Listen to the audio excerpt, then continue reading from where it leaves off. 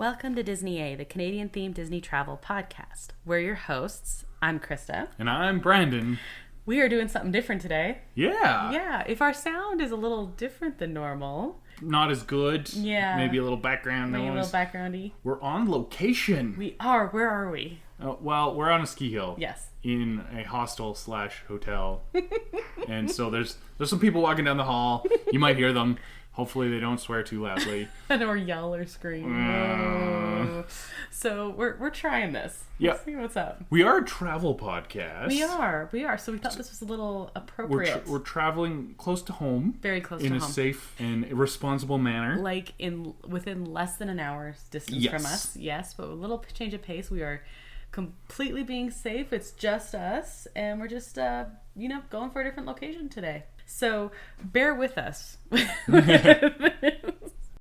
today's episode, besides being on location, way back in November, we started a decades look. We were talking about the Through the Decades section on Disney+. We were going to do it once a month. Yeah, but then December happened. December's pretty busy, yeah. I want to do all the Christmas-themed episodes. I know, I won that one. But it's January. Mm-hmm. So we're on to our next decade. The 1940s makes sense. We did the 30s. And 20s, yeah, we kind of combined them. We did. I mean, the 20s was very minimal, so. Early Disney, and now we're moving on. Yeah. So 40s things really pick up. So there's some good classics in the 40s. Seriously, yeah. So we're talking about that today. Before we get to that, though, do you have a nerd thing you're into currently? Well, I mean, going on a ski trip's pretty nerdy. That is pretty nerdy. In certain ways, yeah. Totally. I grew up in a ski town, mm-hmm. and so I've been skiing since a young age, and it kind of fell away, and I'm trying to get back into it. So that's why we're here. We actually live in a beautiful, mountainous area, so it makes sense for you to get back into it. Mm-hmm. Yeah, you're not getting back into it. I am not. My version or of into it. Into it at all. No. Yeah. Mm-hmm. We'll go skiing, and you'll wake up early. And I sleep in. And then I gradually get up, and I dress in fluffy clothes, and sit and read a book in a hot tub or by a fire or something with a toddy or something like that. And you come in and you're brushing snow all off yourself and you look half frozen and one of us is skiing wrong. And I think it might be you. I ski very comfortably. I get some fresh air and enjoy myself, and you are a couch potato. I understand. Cuddled up by the fire. It is lovely. Okay. Okay, so we are skiing. My nerd thing, actually, it was my birthday last episode. It came out on Monday. That was my birthday. And I got a couple of cool birthday gifts that were quite nerdy and fantastic. One I treated myself to. I took myself shopping for a new Loungefly bag. You do like Loungefly bags. I know, but this is my first Pixar one. Oh. Yeah, so I like that. Mm-hmm. And then the other one was actually from you. I have started really liking pop figures. If you were watching... Danger. I know. If you were following along on Instagram or Facebook, you may have seen my Marvel Pop, Mini Pop advent calendar. Well, Brandon, for my birthday, got me probably the coolest pop figure. It is the most adorable Donald ever riding the Matterhorn. And it was one of the 65th anniversary of Disneyland specials. So it's probably now my favorite, or at least one of my favorites anyway. And so I really like that one. So that's my nerd thing I'm currently into. Cool. It's my new birthday gifts. Speaking of birthday gifts, happy birthday to Brandon. Happy birthday to Brandon. I'm dancing. He is dancing, actually. We are exactly 1 week apart. It is your birthday today when this is going to be released. So happy birthday. Oh, I'm old. Yeah. Yeah. Almost as old as me. Almost. Not quite, though. No. Never catch up. No. So to celebrate, we are skiing. Yes, it is my birthday present to go skiing. Yes, in our different ways. And for your birthday weekend, Brandon, what are you drinking? Well, I'm back on the old past beer 2 planks train. Yeah, me too. Let's clink. Clink. Clink. That did not sound... No, that did not pick up at all. But, 2 planks. Delicious. Mm-hmm. Me too. Mm-hmm. We decided occasionally we'd read one of our reviews. Oh, Yes, so I have another one. I like the title. hopefully a good review. Yes, yes. Okay. This one's a good one. That is smart. That is good. It would be silly to read a bad one. I Unless it would, was though. really funny, but no. No, I think I would. I think I can handle constructive criticism. I'm a teacher of teenagers. They are very constructively critical sometimes. Yeah. Constructive may be a strong word. Yeah, it's true. Yeah. Critical is mostly critical. I like this one because of the title. Oh. It is I Give Disney an A. Oh. Yes. That's And this is by... terrible pun. No, I adore it. Yes, of course you would. Enjoy great puns. This one is from Canada Poll? Not sure. Canada Poll. Poll. Sure. Yeah, that okay. one. It says, finally watched Hamilton and really enjoyed it after listening to their podcast's insights. They're an entertaining and delightful pair. Oh. Hamilton was one of our favorite episodes to do. Yeah, it was a lot of fun. And not just because we can talk about Hamilton for like hours on end. Not just because we have talked about Hamilton for hours on end. Yes. Hamilton was probably the best thing to happen in 2020, except maybe the last episode of Mandalorian. Ooh, yeah, that's a close one. But yeah, it was a surprising and delightful musical for me. So we had a lot of fun doing that one. So that was nice, and apparently we're entertaining and delightful. Oh, how fantastic. Well, that is very generous. Thank you very much, Canada Poll. Thank you. And then the very last thing before we move on to the news, Brandon, we just literally watched... Yeah, literally. Yes, episode 3 of Wandavision. Immediate gut reaction, spoiler free. What did you think? Well, it's building to something, I think. And I dig it. Yeah? To get into that 70s vernacular. Yeah, that was fun. Groovy. Yeah. Well, this isn't spoilers or anything. It's very stylized. It's very 70s. It's very Brady Bunch-esque. I really like the style of it. I thought that was a lot of fun. The story's definitely moving along, but I felt like I enjoyed the last 2 more. Yeah, I mean, it's tough. They're trying to do the whole sitcom homage thing, but still make it weird and fit it into a decade each time. So their hands are tied that way. I think as a whole season, it's all going to come together really nicely. I'm really enjoying each episode, and I'm going to also really enjoy rewatching all of them back to back, which is definitely going to happen at least once. Yeah.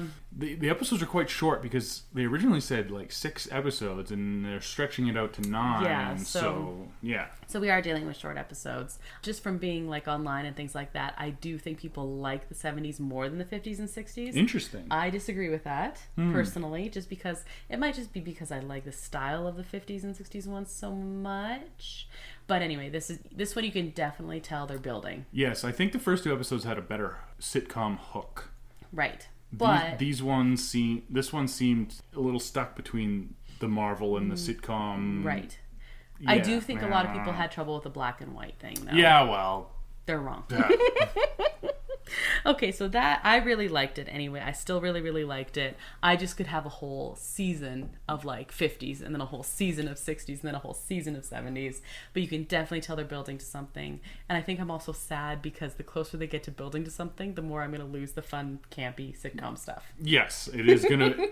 I definitely assume it's going to become full-on Marvel 100%. superhero. I think we're going to get up to like the 90s and that's it. Yeah. That's my hypothesis. Okay, so I really enjoy it. Highly recommend. Brandon, what's news is catching you today? Disney A News Update.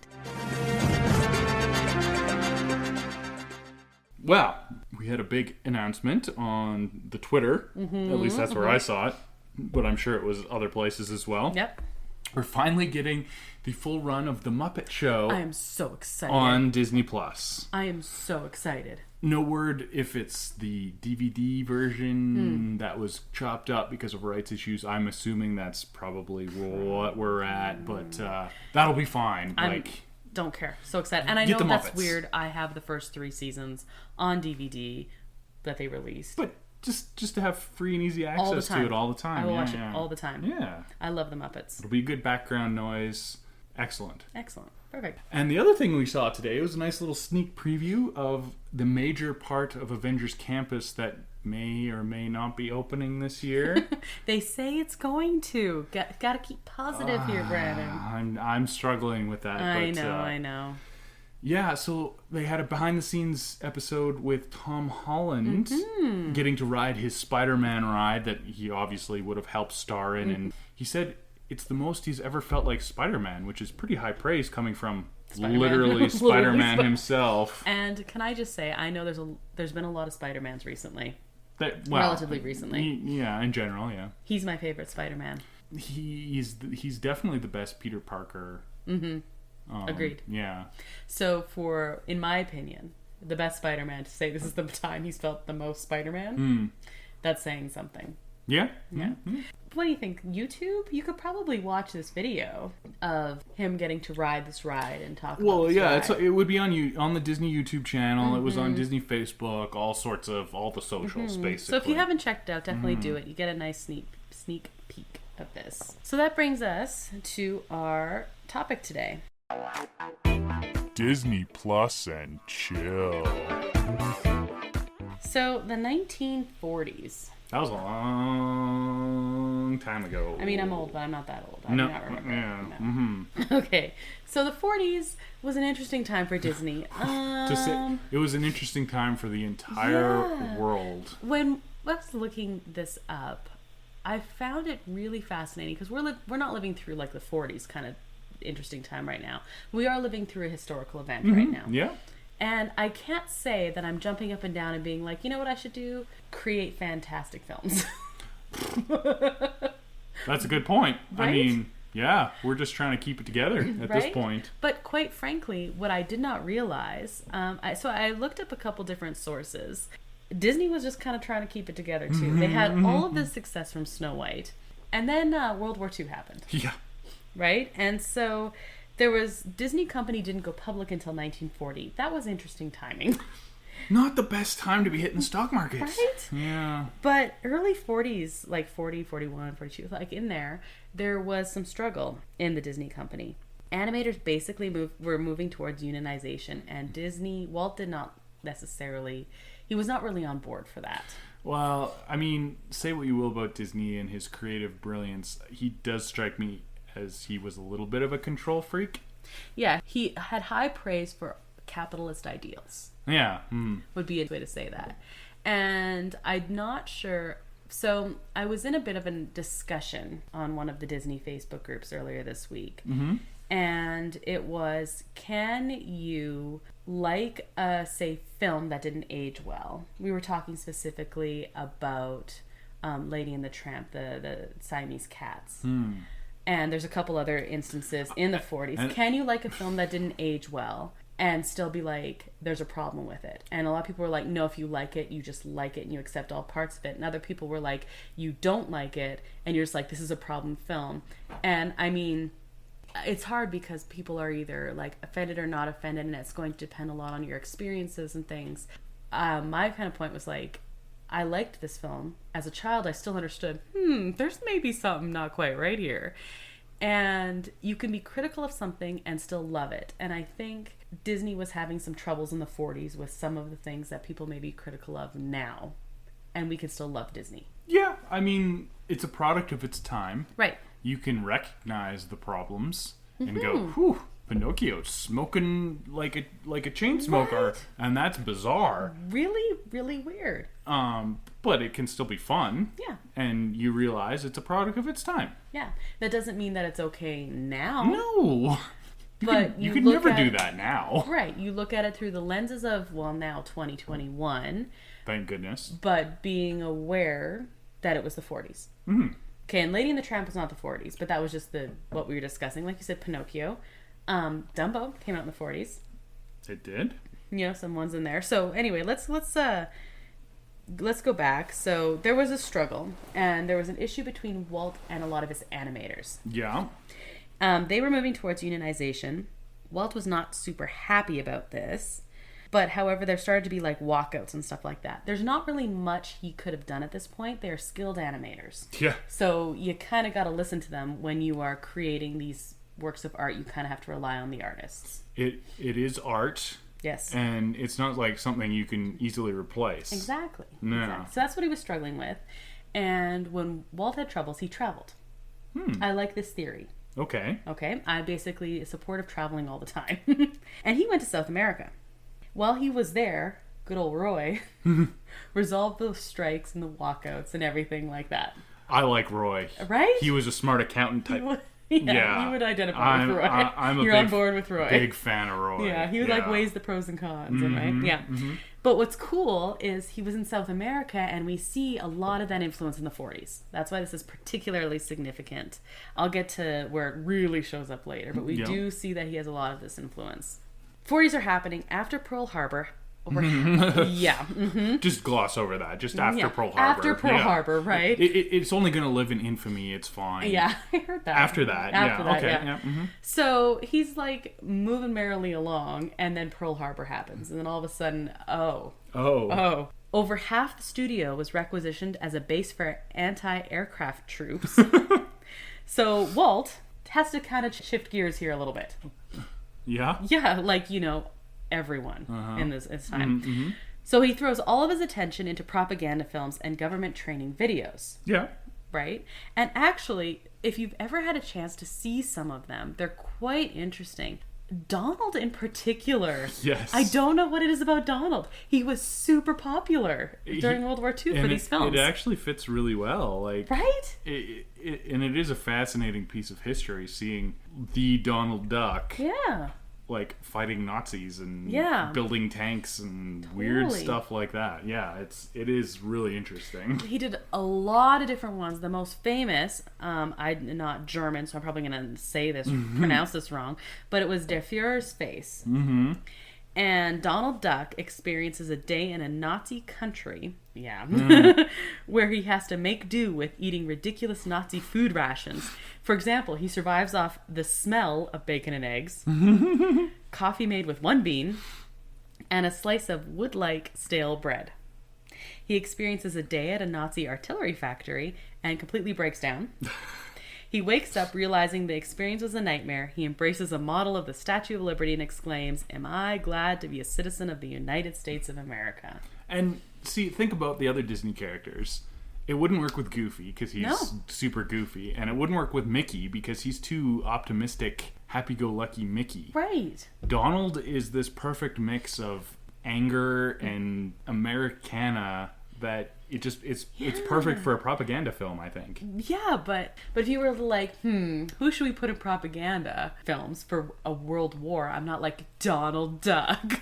But it totally worked. You're absolutely right. Yeah. It's the anger, it's the passion, he's also very like down home. Yeah, oh yeah. He's a good old duck. Like, he is a good old duck. It totally works. It totally works. He's a family man. Yeah. Right? Yeah, totally worked. That's probably the most famous. Probably the most famous. Yeah, of course. The other one that was released, this one was actually released theatrically, was Victory Through Air Power, but Walt was very proud of it. It did not do well. He had more success with the animated shorts, even though Victory Through Air Power was a feature length. At the end of the war, Walt was pretty cash-strapped, and so he decided to focus on Folksy Americana.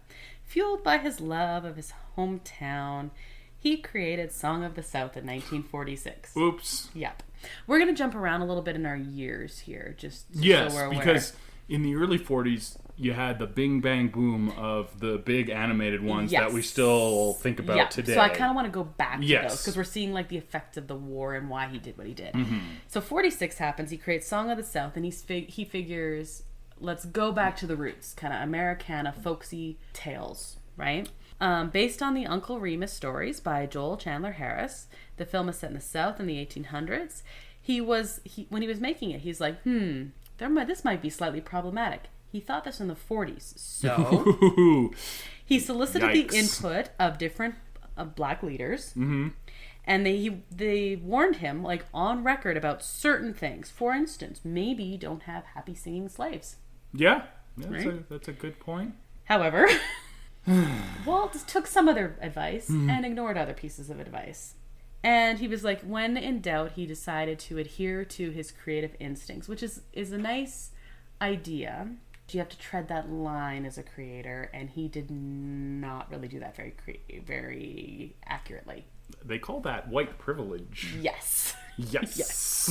To make matters worse, the film premiere was held in Atlanta, Georgia, which was still segregated at the time. So the actor who plays Uncle Remus, James Baskett, couldn't even get a hotel room to attend the premiere. Great. There were some not great choices made. Now, Song of the South, I think, as time goes on and we actually get to open Disneyland and we actually get to see Splash Mountain getting redone, we will probably talk about this. Yeah. Song of the South has been basically ignored in our memory. Swept under the rug. That's a nice way to say it. We've both seen the cartoon parts, like the Brer Bear, Brer Rabbit things, but the whole movie I have actually never seen. I think the last time it would have been available for public consumption would have been when we were like 3 or 4 years old. Maybe. No, it was in the late 80s. Was it in the late 80s? Yeah, okay, all right. It's never been released on DVD, and it was very rarely released on VHS. So, it has been swept under the rug. There's a couple great Disney classic songs that are unfortunately now also getting swept under the rug as part of the whole thing. Yeah. Zippity-Doo-Dah being the big one. Big one. Right? But it is now barely acknowledged by the company. Yeah, and I mean, probably for good reason. Yeah. The film made only a small profit. There was a media controversy that has only exponentially grown with time. So that happened in 46. Yeah. So not, that was the try and come back after the war. Before this, 1940. Yep. Pinocchio. We just rewatched this, actually. Yes. This was based on an 1883 Italian children's novel. Every time I watch this, I always want to think it's in Germany. I know the names are Italian. The names are Italian, but the cities, like, we've been to both Germany and Italy. Yes. And the town, like Geppetto's town, looks very German. And their clothing, like they're wearing lederhosen. They look like it's placed just outside of the Black Forest in Germany. Yeah, I don't know if that was like an animator's choice or what, but it's an Italian story, Italian names, but very German aesthetic, if you ask me. I agree. There might be some Italian towns that would have been like at that time. I mean, we were in Italy in like not the 1800s. So. No, I was not there right? then. No, yes. So I don't know, but it seems super German to me. And of course, the whole cuckoo clock. Yeah, Geppetto's profession. I'm sure there were those in in Italy too, but it seems very German. So to be a real boy, Pinocchio must prove himself to be brave, truthful, and unselfish. The big one that really lasted through here, I mean, Pinocchio is a classic. It is the second animated feature-length film. And it introduces Jiminy Cricket, who becomes a Disney staple. Did you ever watch that I'm No Fool series in like the early 90s, late 80s kind of thing? I think it was like in elementary school. No. Yeah, Jiminy Cricket had this whole like, I'm no fool, it was like, I'm no fool, no siree, I'm gonna live to be like 83. You missed out. He taught you how to be a good person. He was like, oh, well, that explains some things. Like, you did not have enough Jiminy Cricket in your early childhood. I guess not. But it was also safety things. Like, he had a whole thing about like not crossing the street without looking both ways, and not, like talking to strangers. And anyway, Jiminy Cricket taught you a lot of good life skills as a child. Not me, but no, but he taught me a lot of good life skills. And of course, the Disney anthem, "When You Wish Upon a Star." Yes, which might be the quintessential Disney song. Basically, yeah. I'm having trouble thinking of one that is more Disney. There's just the theme of it and everything is very Disney-esque. Totally. Disney's all about a dream and making it happen. Exactly. So, yeah. It makes sense. Originally a box office bomb. Because... Wow. 1940. Yeah. World War II basically cut off the overseas markets. However, critics went wild, okay? It won Oscars for soundtrack and song and found more commercial success later, like after 1940. Makes sense. In reissues, re-releases, mostly after the war, when they re-released these movies, they found more success. In 1994, it was added to the National Film Registry, and it is critically considered to be one of, if not the, animated film most closely approaches technical perfection.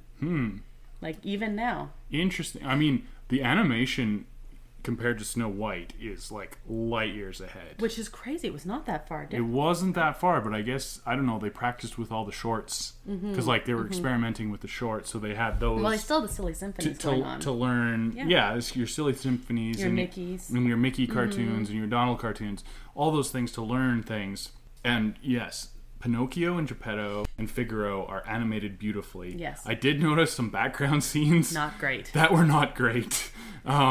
It is kind of funny where they paid their attention to and where they didn't, but yeah, no, it's a beautifully animated film. So a lot of the things that get praised are actually things like the thunderstorm, right? Like the natural elements. When we were talking silly symphonies before in the 30s episode, you really praised the old mill. Yes, and I think you can see that influence here a lot. You bet. Yeah, so very highly critically acclaimed. Apparently, in the mid-2000s, there was a sequel planned. Ooh. However, when John Lasseter in 2006 was named Chief Creative Officer, he said, heck no. And scrapped that right away. It is slated for a live-action remake. Will be released exclusively on Disney+. We talked about live-action last episode, actually. Yes. And the big one, Tom Hanks is going to play Geppetto. That's, like, perfect casting. I was trying to think. I was like... Who would be a better cast? Nope, doesn't exist. No, Can't think of one. No, that's great. Who's gonna play Pinocchio? I'm Little Wooden Boy. Little Wooden Boy. Little Wooden Boy. I don't know. The guy from Shrek. They brought back the puppet from Shrek. Oh, yeah, great.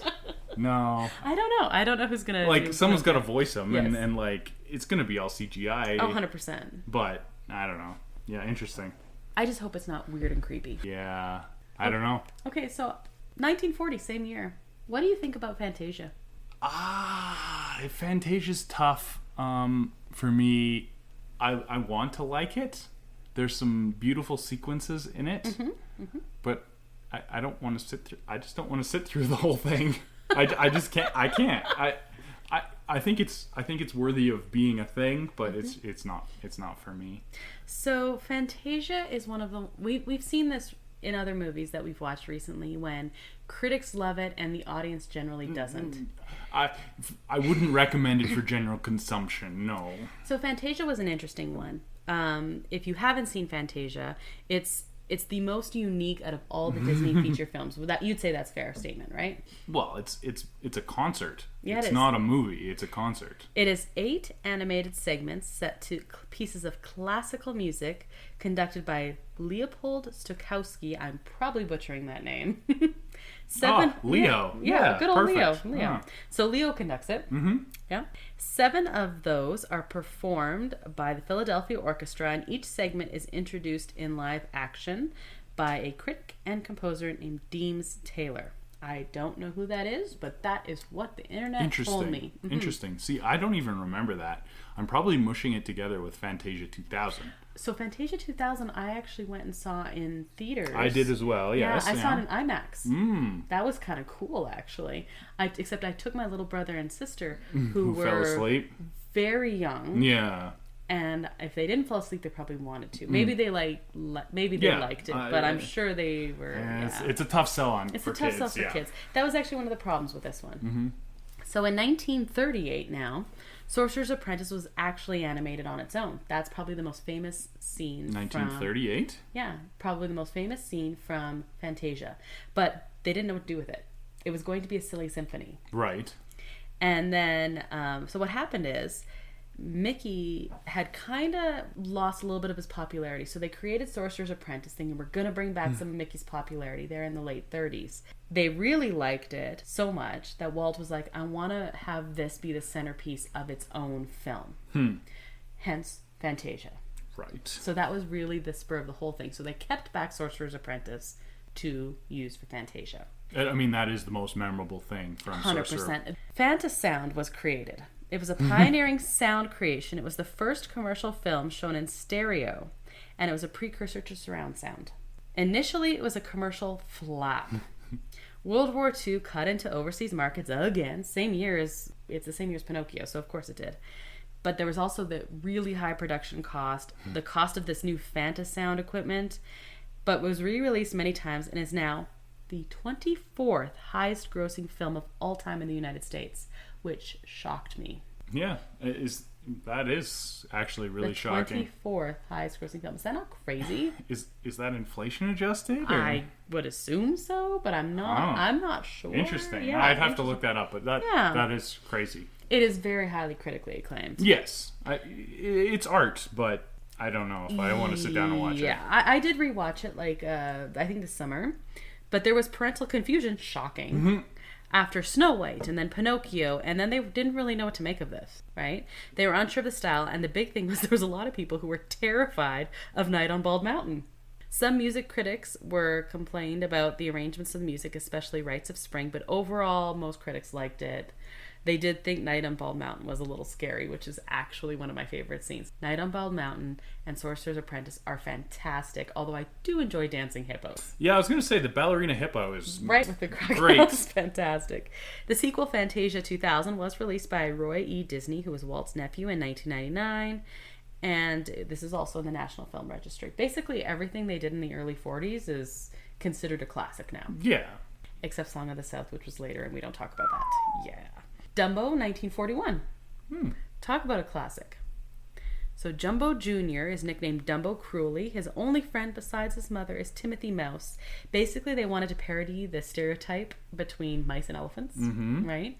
Well, it was interesting because they had just done Jiminy Cricket, so they're like, do they have a thing for small little animals? I don't know. Yeah, they do. Yeah. It is actually one of Disney's shortest animated features. It was made very simply, specifically because they lost so much money on Pinocchio and Fantasia because it's World War II is going on. Dumbo seems unique because he has no spoken dialogue. However, that was similar. Dopey didn't have spoken dialogue in Snow White. Gideon didn't have spoken dialogue in Pinocchio. Tootle and Peter Pan, okay, that's later, but he doesn't have spoken dialogue. Yeah, but okay, so Dumbo is the main character. He is of the movie. Yeah, and he is, and that's weird. And so people are like, is it because he's a child? Like he's a baby and he's not supposed to be able to speak? Or he's just weird? And, maybe. Yeah. His mother only says one thing. She says her name. His name. She says his name. Yes. Yes. Big problem with Dumbo, though. Hasn't aged well in one area. The Crows. The Crows. The leader of the Crows was originally called Jim Crow. In the 50s, his name was... Yep. In the 50s, his name was changed to Dandy Crow. Okay. So. Yeah. That's not great. No, it's not great. I mean, but like I said, product of its time. Not that it's forgivable, but I don't think you should censor it either. Right. That's basically what I think. I think you have to be aware of it. You have to acknowledge it. You have to say, hey, this was problematic. It was also 1941. That doesn't make it okay. But, the people who would have been offended at the time they didn't weren't have allowed. A voice. Exactly. They weren't allowed to be offended. Exactly. Yeah. That's the big one. People are like, well, people are just offended now. No. People have always been offended. No one was able to... They just weren't able to say they were offended. Yeah. So we have to acknowledge it now. Jim Crow was his name. It is now Dandy Crow. I know. Like, it's that... Oh, man. Yeah. Okay. Mr. Stork. Let's move on to Mr. Stork. He's happier. Yeah. Voiced by Sterling Holloway, who did Kaa and Jungle Book, and most famously Winnie the Pooh. Ah, yes. That is a very famous voice. Love that voice. Yeah, and every time I watch it, I'm like, it's Winnie the Pooh. It is really weird hearing it as the villain in Jungle Book, though.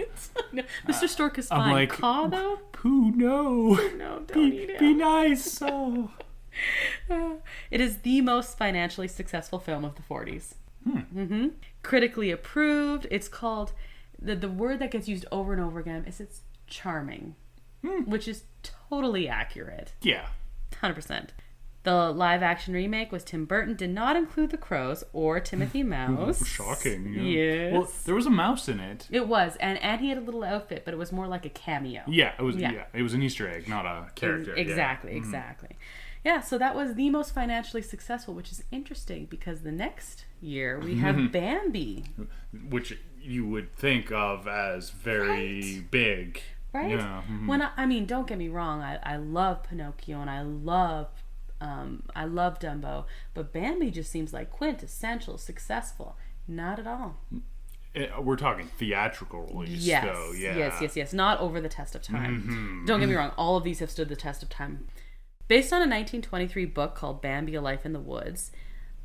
Which was not for children. No, it was not.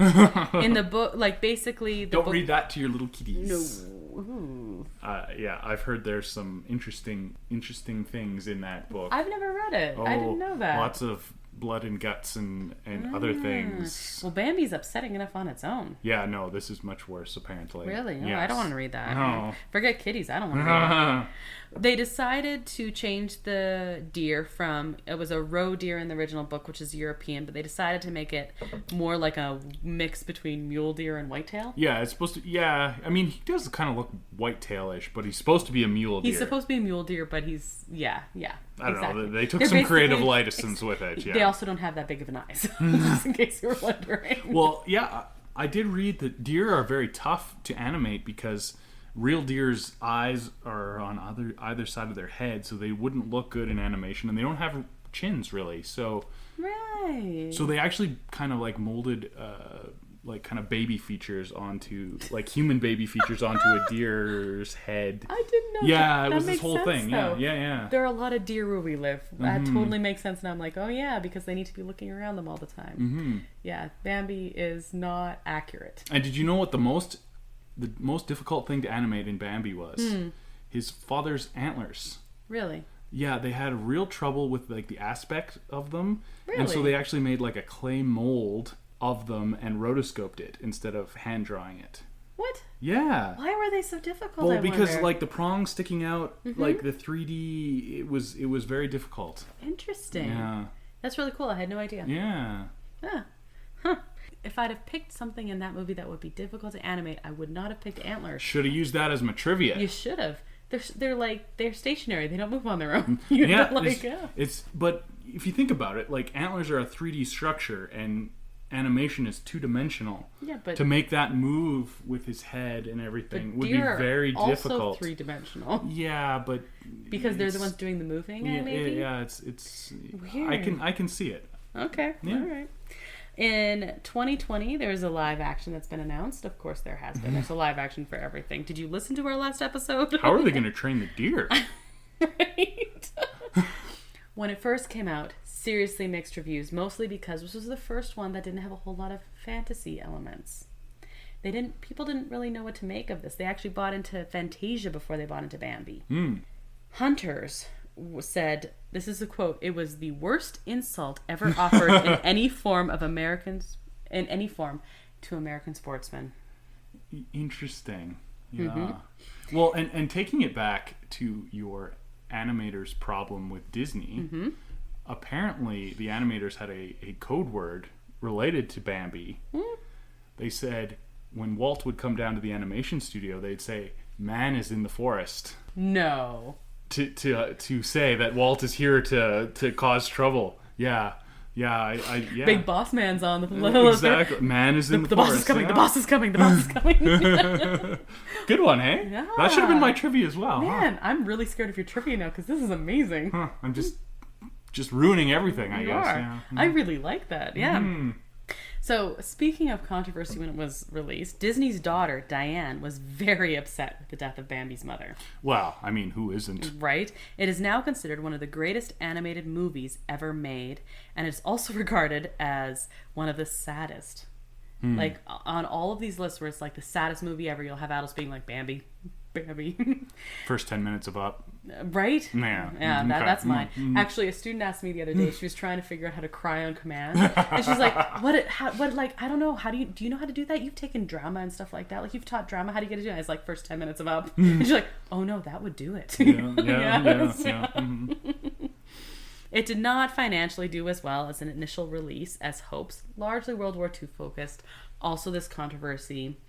There is the off-screen villain Man is actually listed as number 20 on American Film Institute's list of villains. Paul McCartney said the death of Bambi's mom spurred his interest in animal rights, and he's like this very famous. Well, he's like a vegan because of that. Because of the Bambi's mom. Animals appeared shortly after the release of this film in fire prevention campaigns, like with Smokey the Bear. Only you can prevent the death of Bambi's mom. That's basically the gist of it, I think. Yeah. Interesting. Yes. It was a direct-to-video release in 2006, had like a sequel that is completely forgotten about. Yeah. Okay, so 2000s, what were you doing with all the sequels? Basically, sequels to classics in 2000s. They wanted money. Oh, right. So basically, that was the equivalent of live action now. Yeah, except like cheaply done, and no one cared, and just throw it out there, and children will watch anything. Right. Yeah. No. So one thing Walt was super interested in was like nature in general, specifically nature conservation, and this ended up being one of his favorite movies that he ever did. And that's a pretty impressive list of movies that he had a hand in. It may have led down the path that includes Animal Kingdom, for example. And he also had this list of these nature documentaries that came out afterwards, all about different like pieces that he did. A focus on like rivers and a focus on whatever. Yeah, so, they continue to this day. Well, they do now. The Disney nature films. Of course, the most famous problem with the Disney nature films is the myth that lemmings jump off a cliff. That's true. I saw that one. Yeah, they don't actually jump off cliffs. And Disney is completely responsible for that. Thanks, Disney, for killing lemmings. Great. But they had all of these this original different docuseries way back when, and now they can, like you said, they continue to this day. They do ones for Disney Plus even, and you have Animal Kingdom and things. All of it basically stems from Bambi. Yeah. Cool. Yeah, it's very cool.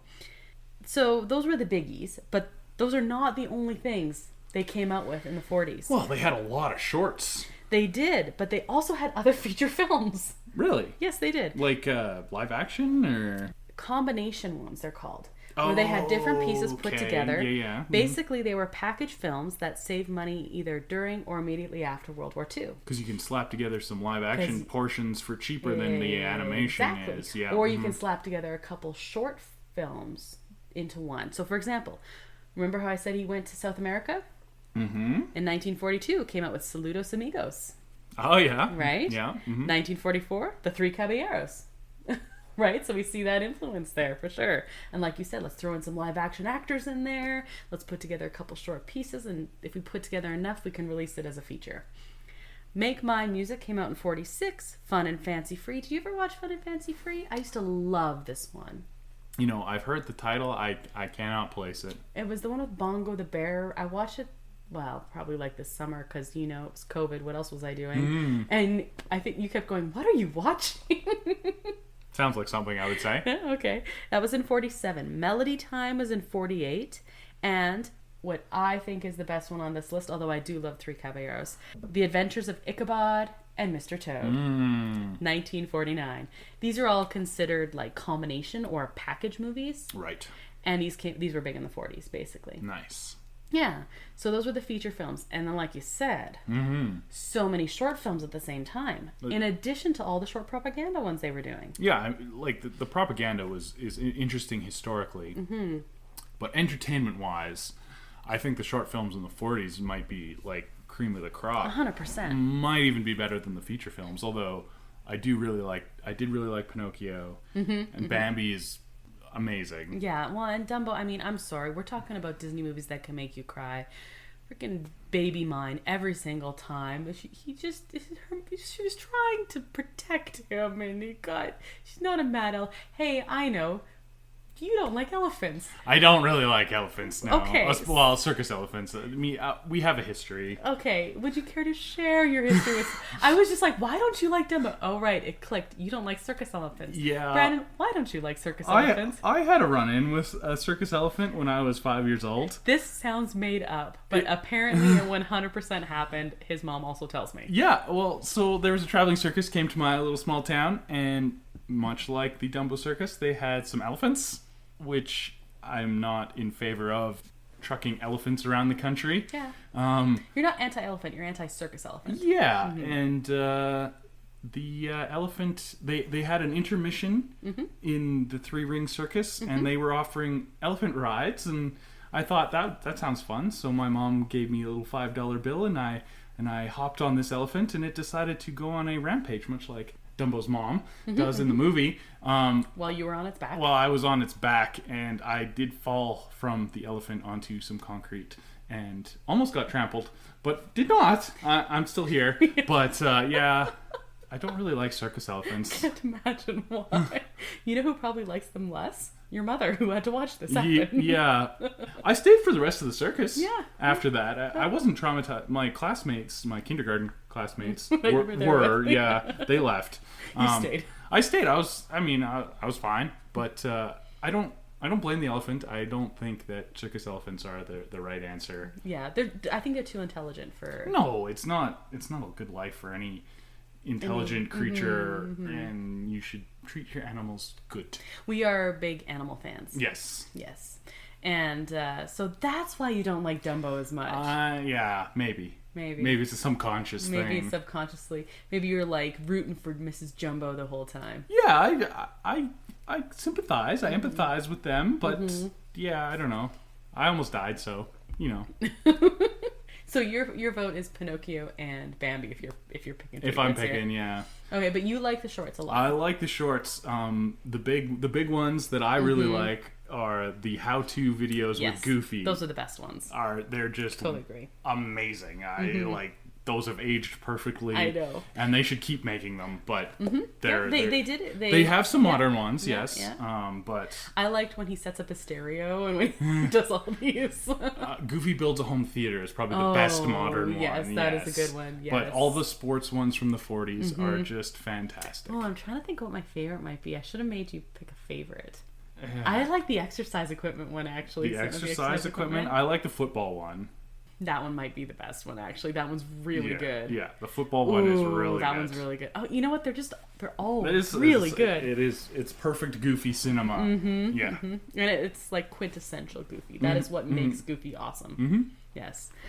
So there were other shorts as well, of course. You had Mickey cartoons continuing and things like that. But I do tend to agree with you. Cream of the crop, Goofy, if we're going short films.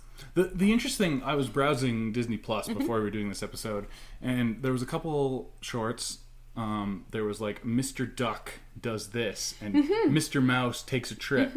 It was interesting that they were calling them Mr. This. Right. I don't know. Was it a marketing thing? Or... I didn't read like history and too much of that. Have you ever watched Mr. Duck Steps Out? No. We should. Well, I'm sure I have at some point, but I just don't remember. Yeah. But like that style was they were trying to be like dapper. Were these characters they were trying to be dandy? You might even say the Crow, Danny Crow, Danny Crow, and like it just. I think it was supposed to be like appealing to the style of the time, right? Well, and the I haven't seen Mr. Mouse Takes a Trip in a while, but the little screenshot on Disney Plus looks very much like Singing in the Rain, where he's the singing guy with his hat and stuff. Yeah, very similar. Style. Yeah, I like that. Yeah, good style. I'm a fan. So I have a question for you. Before we move on to trivia and things like that, I'm just randomly going to guess. Yeah, you don't know I'm asking you this. Okay. Surprise! You were asking who I thought was voicing Pinocchio, and we don't know. Who would you pick to voice Pinocchio? We know Tom Hanks is being good old Geppetto here. I don't know. I think you should just have some kid do it. Yeah, kid off the street. Yeah. So in Lion King, at the time, they had Jonathan Taylor Thomas, who was, I don't know, like 14, 15 or something like that. Do it. Obviously, they didn't for the live action remake. Are you thinking someone about that age, like a child actor kind of thing, or just... Yeah, get a child actor. It doesn't have to be 14. Could be younger than that. I'm sure some unknown child actor could do a very good job. They find them on Broadway all the time. It's true. Maybe go to Broadway and pick one up. Exactly. Or just off Broadway. Yeah, like that. Cool. Anything to add for short films, 40s? It was a pretty good decade aside from the whole World War part. Horrible war. Yeah, for Disney. For Disney, yeah. But they didn't. It wasn't a good decade at the time. No, it took time. It took time. It other than the problematic parts, it did age pretty well. Yeah, they're now classics. A lot of classics were established. And then my other question for you is, what do you think of Man in Bambi? That was rated as one of the biggest villains of all time. Like, he's in the top 20 list. A character we never see, a villain we never see. Do you think he's a villain, or? Oh, absolutely. And I think it's valid. I don't have a problem with hunting per se. In our area, there are a lot of people go hunting. Yeah, and I enjoy a nice tasty venison steak, some deer sausage. I really enjoy elk. But, humans are not known for their restraint. True. And, like, overhunting and trophy hunting is a big problem. So Yes. I think it's a valid villain. Yeah. It's actually quite progressive for the 40s, I think. Especially when you hold it up against something like Jim Wow. Crow. I mean, you got your Hollywood hippies working on those things. I suppose. But it was the 40s. I mean, hippies weren't really a thing yet. Hippies weren't invented yet. Beatniks. They were beatniks at the time, I think. right. That's what they called them. Yes. Oh, they were artists anyway. Yes. Yeah, so interesting time at Disney. A little bit of a rough time, but ended up having a lot of classics in there. They didn't go bankrupt, although They they tried really hard. Oh, man. Yeah, absolutely. I think you should rewatch some of those compilation ones.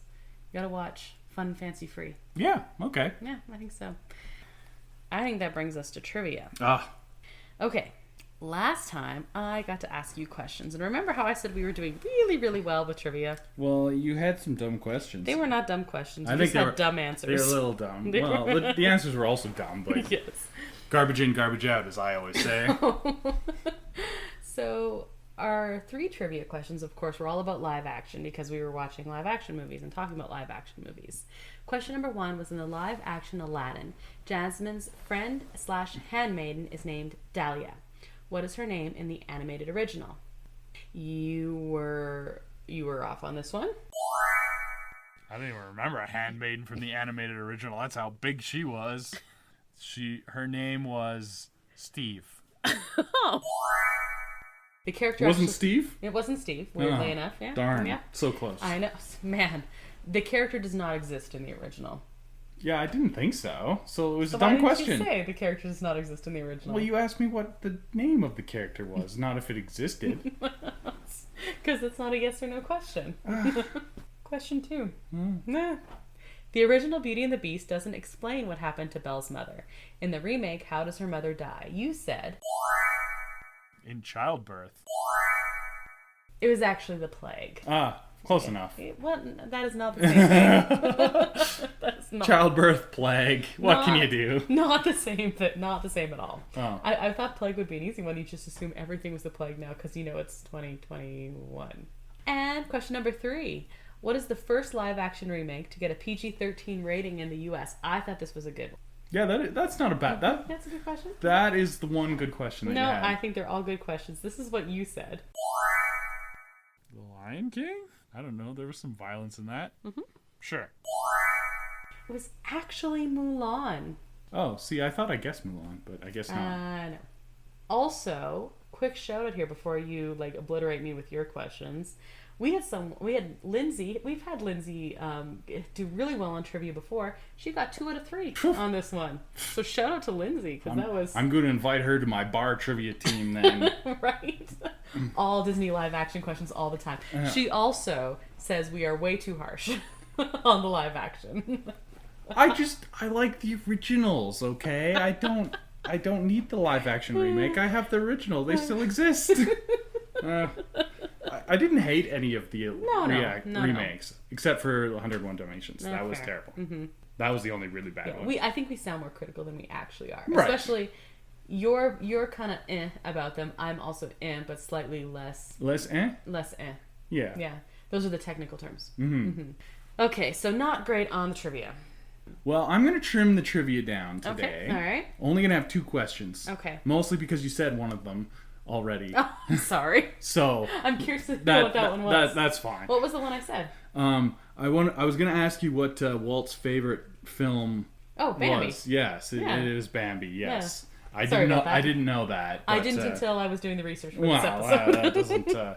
that doesn't help us with these trivias, but we will go with some other trivia. Okay.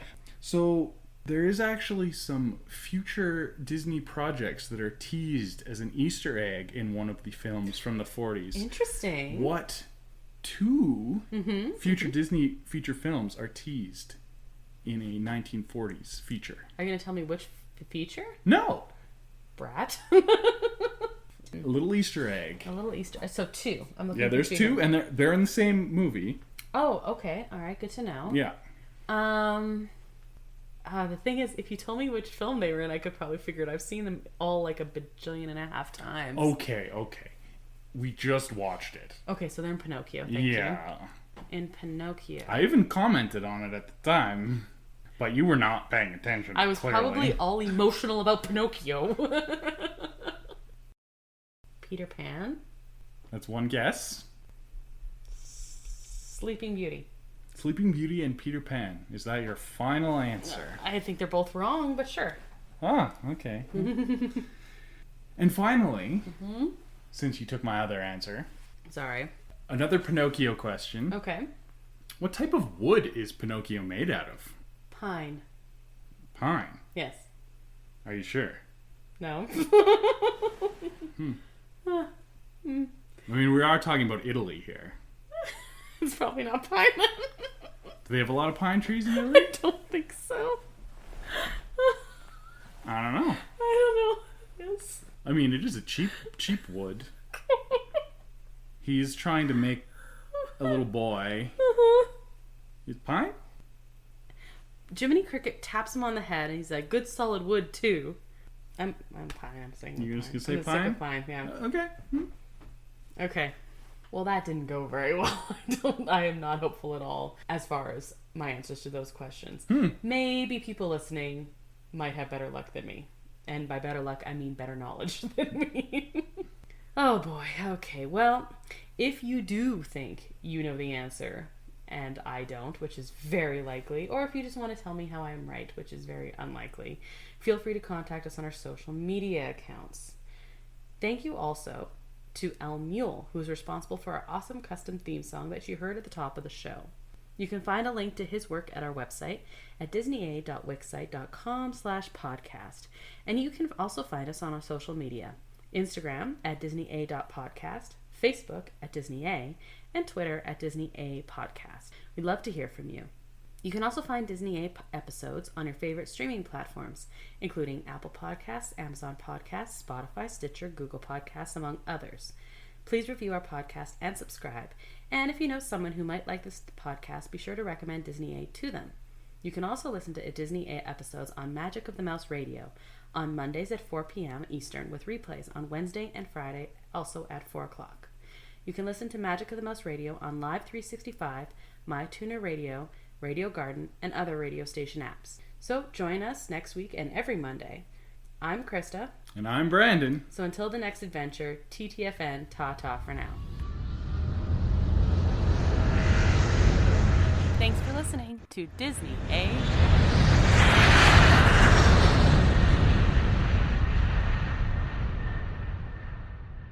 Oh, we lost Krysta. She's lost it now. Okay.